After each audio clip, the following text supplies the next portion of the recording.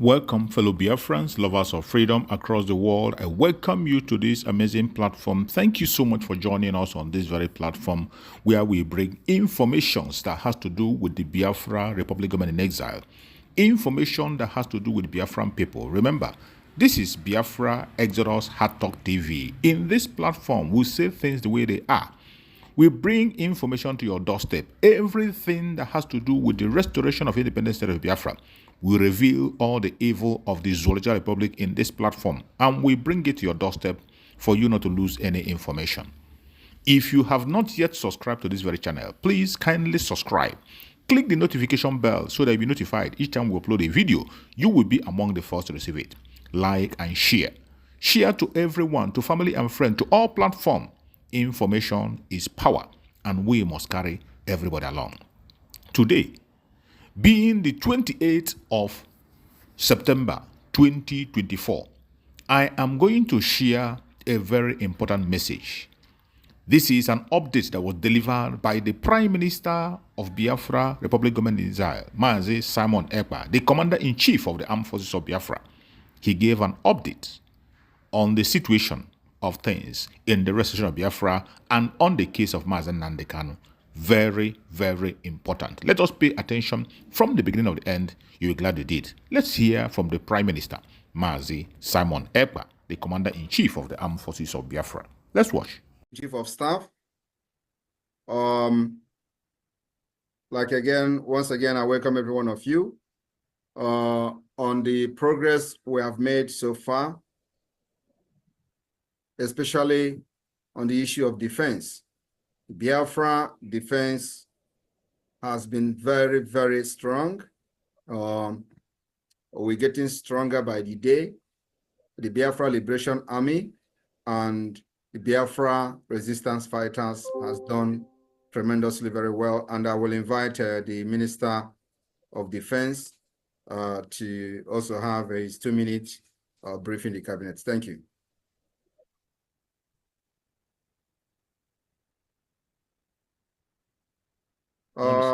Defense, you mute yourself. Thank you. Yeah.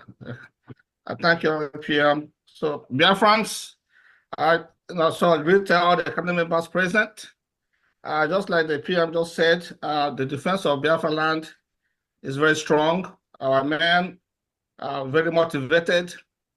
They know that what they're doing is that they're fighting for their freedom as well. So we are fighting for freedom. So our people are doing very well, and we're supporting them. So that's very, very important. I will thank all the federal government administrators, how they are also lending hands to support our men on ground by providing some needed supplies when there's need for that. So that's why I don't want to go really deep into it. Because we're making very our men, like our Dragon Fighter Marines and our Black Marines, in the peninsula, they're doing very well. We have some incidents, but we're still controlling the Abana. This regional headquarters in Abana, we're still controlling it partially, but we're fighting there. We're defending the area as well.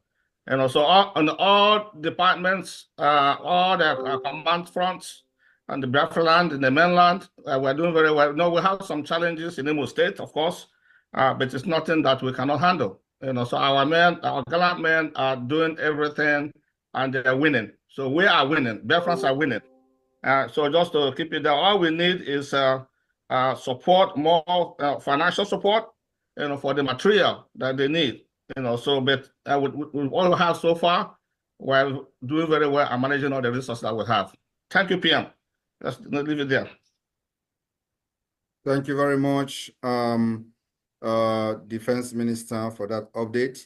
And of course, we have had a development, a few days ago with our alliance with the Ambazonia leader, the president of Ambazonia Governing Council, Dr. Cho Ayaba, which the news came that he was arrested in Norway. And of course, on that regard, we have been able to establish contact with the Ambazonia, Governing Council to know exactly what is happening and what is going on. And of course, at this point, the information is still very limited, information we are getting, but it is one of the things that everybody should understand that it is normal in a struggle like this. You have ups and downs, and you stay very resilient and continue to push.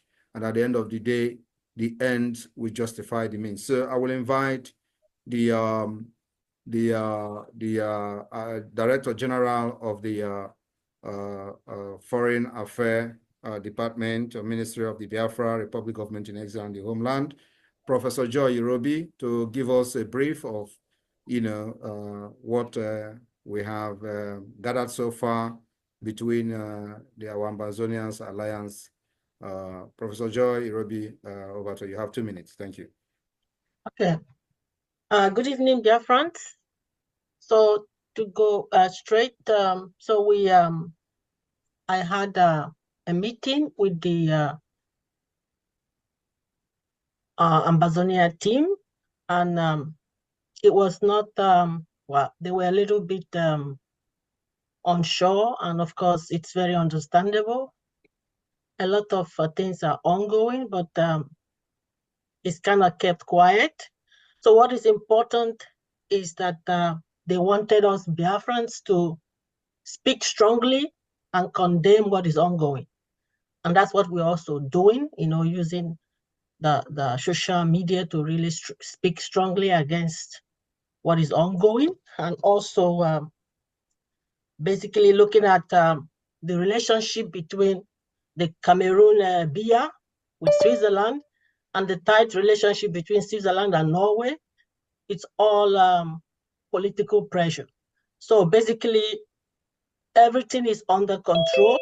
So we are very close and at standby, waiting for the Ambazonia team to give us some update on what they want us to do. But it's very good that the whole of Biafrans are basically standing strong and really condemning what is ongoing. So it's I believe that this is an opportunity for Dr. Cho to actually showcase why it's very important for Ambazonians to be free. So it might look very terrible or very difficult, but without this challenge, we're not going to be free. So we see it actually as a positive thing, and this is going to end well. I want to stop here now. Thank you, PM. Thank you very much, the Director of Foreign Affairs, the Biafra Republic of Exile, Professor Irobi.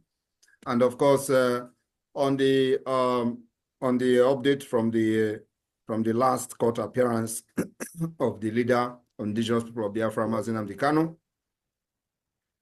we expected that what transpired in the last court should have happened long time ago, for the judge to step down because she can't convict Mazi Nnamdi Kanu. And of course, with what we actually foresaw, we encouraged the leader of indigenous people of Biafra to make sure that he was not tried in the last court. And that actually what happened. So if you have listened to many analyses, they have said that he was kind of making a lot of he took the show by himself in the court and didn't allow the lawyers to continue, because it is not proper that you can't try a crime on top of a crime. So he actually took advantage of that, and that led to the judge from resigning from the case, which is what she should have done a very, very long time ago. And so we are expecting that there's going to be a change in this whole process. But remember that we are not expecting him to get justice in Nigeria court. That is impossible. And that's what we have been stressing from the one. Mazi Nnamdi Kanu can never get justice. You don't expect a government, there's a terrorist government that went as far as going to another country to kidnap somebody and to come and give that person a justice. It's not possible. So every reasonable person should know this. And I'm very, very happy that Mazi Nnamdi Kanu understands this very well, and the message gets to him very, very well. Today, we are also getting information that the terrorist DSS did not allow the lawyers to visit him. It is also not a surprise to us. But one thing I would like to say here today to the lawyers who are still seeing him is that, you know, whenever I come to shout and cry like this, remember that there is something behind it. The problem Mazi Nnamdi Kanu have today is the ex-wife. She went to visit him, not because she want to do something. She want to know how he is doing. She want to know how healthy he is. She want to know everything surrounding him, how things are moving and how things are going.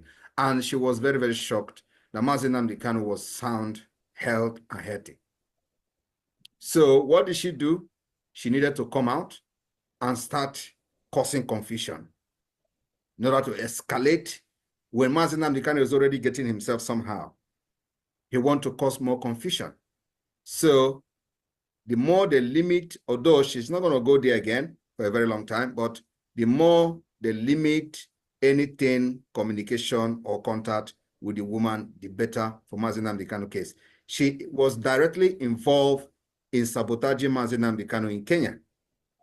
And a lot of people do not know what happened. There are a lot of information some of us have that many people who are shouting out there on social media do not have. And I am happy that his in-law, Master Prophet, is making some kind of revelation, which a lot of people are taking as a joke because of the kind of person he is. So a lot of people don't take what he's saying very seriously. But there are some things that he's saying that I personally know. And one of them is that Mazi Nnamdi Kanu relocated to Kenya. He has made this thing public, and nobody is actually interested in digging deeper. The reason he said Mazi Nnamdi relocated, he did not say he went to Kenya, he relocated to Kenya. And I am not surprised. He was also making comment that say anybody, any woman that is hitting the husband. Have you people listened to the latest video of Master Prophet? You know, he is the person he is. He's not, you are not supposed to take everything he says very seriously, but there are some certain things that he's saying that some of us, somebody like me, I know very well that it is the truth. He was making a video the other day and say a woman that is hitting the husband is not supposed to, you know, be a wife. A woman that is chasing the husband out of the house is not supposed to be a woman. A woman that is holding the man in the shed is not so. So all these things, what he was saying is actually what this woman did to Mazi Nnamdi Kanu in their house. And he went further to say, because the woman feel that in Europe, a man cannot react, it means that this was what actually was going on in their house. And Mazi Nnamdi Kanu had to leave the house. So if a woman who have done all these things to the husband, you think that that woman will want the best of the husband? The answer is no. So I want everybody to understand that many things that we know that many people don't know, it is still going to be in the public. But listen to what this Master Prophet is saying lately, not like when he was carrying baby and looking for Simon Ekpa to kill, you know, all those ones are, now everybody's brain is coming back because they have done, and now it is time for people to, you know, say the things the way it is. So if she can do all these things to Mazi Nnamdi Kanu, which many people don't know, you know, up to the extent of, you know, chasing him out of the house. And during the time of Nelly, you know, a lot of things, a lot of information we have, or we are just holding on, you know, to know how things will go. So there are a lot of things that is happening. Of course, Mazi Nnamdi Kanu is not in a position at this point to make certain decisions because he doesn't know what is happening out there. So, but the lawyers now are the people I am talking to. And I know they're going to listen to this because everybody's waiting for this meeting. So I'm talking to the lawyers. The more they limit any access, any information, and let me also say it here. The only reason why she went to Abuja was because she's no longer getting information. Information is not coming from Ejimako. Information is not coming from the Maxwell. Information is not coming from the other Ejiofor, the other lawyer.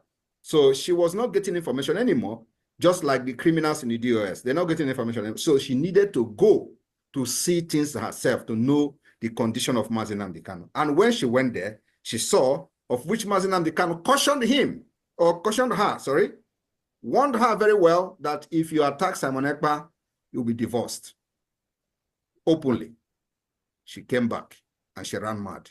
So what is happening now is that we don't need to, give credence to whatever that is happening. Biafra is not a family property. Anybody who is very competent and capable can fight for Biafra. And that is what all of you who have gathered, sacrificed everything, your money, your time, your profession, and your everything you have, including your security, you put it into the struggle to see the kind of progress we have made today. Do not allow anybody to make you believe that the struggle for Biafra belongs to certain people. No. What we are doing today is we are giving our service, our promise. The promise I made to Mazi Nnamdi Kanu is that I'm not going to betray him.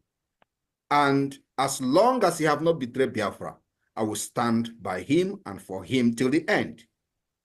That is my promise, and that promise is not just to him.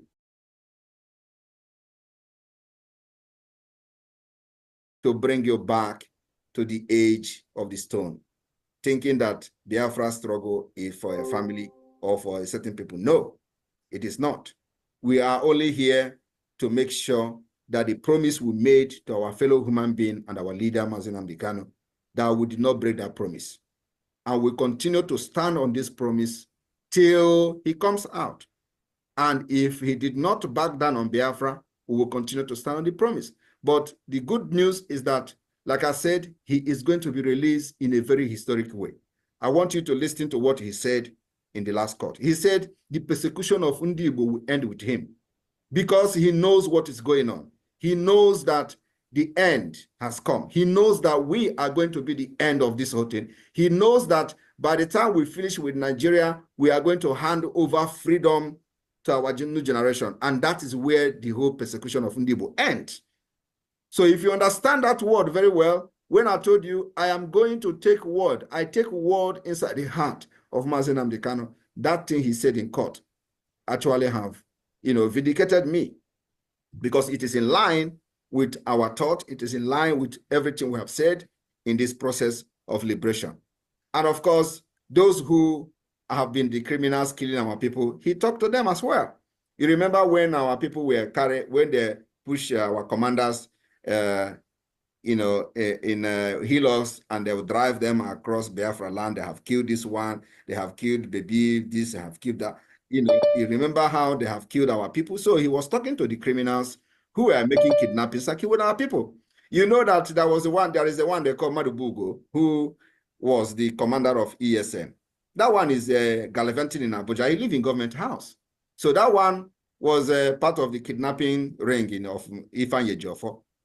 He was into kidnapping. He kidnapped the the former commissioner of utility in Anambra State. This information is public. I called the man's name. It is on social. It is on media. Nigerian News reported it. They swore oath with this man, and they were collecting 30 million. I have called on this man to come out and deny what I'm saying. If it is a lie. They swore oath. They kidnapped this man, give him oath in the bush, and release him after collecting ransom. This Madubugo. And today, with my exposition, maybe the man may have gotten his freedom of paying them 10 million every time.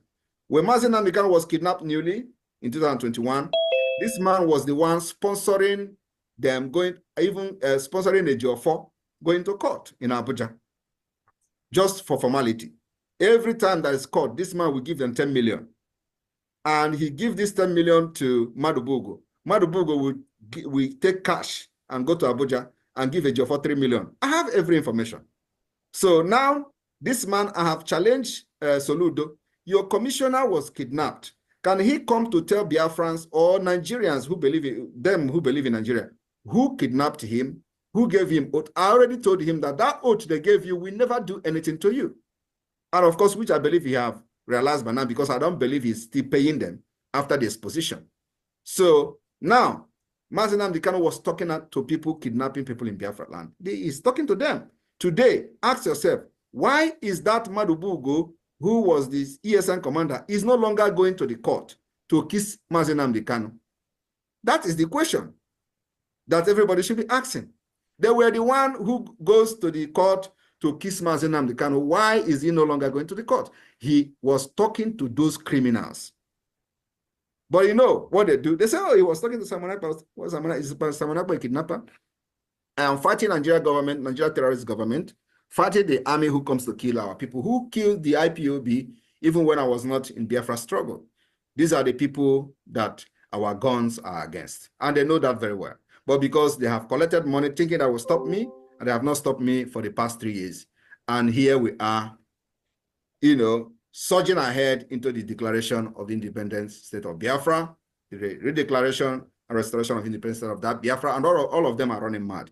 So my people in the cabinet, I want every one of you to just beat your chest, shake yourself, clap for yourself, because you have done something nobody else have done in Biafra struggle. You have made a history that nobody else has made.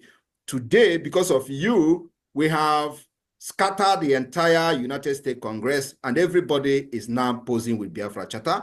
They now come to understand what is Biafra. They are interested in knowing more about Biafra, and many dignitaries are hopeful to embrace our convention in Finland, and that is going to be another history from this 29th of November to the 10th of December 2024. We are going to make history and be part of this history. Do not let anybody distract you. No matter the propaganda on social media, it is going to increase. Do not let them distract you. Be focused and focused and focused. Thank you very much. And what we are doing today is to, you know, make the government more stronger. Like the COS say, consolidate. I think I like that word, consolidate what we have. Is a very important one. We don't need to you know, expanding our tent is a very good one, but we will focus more on consolidating what we have already. After going through some of the proposal, I think I'm in line with that, consolidating of what we have. So today we are going to be moving a motion for the establishment of the Biafra. I'm moving a motion for the establishment of the Biafra Broadcasting Corporation. First, I think the motion should be the establishment of the Biafra Regulatory Authority. Biafra Regulatory Authority.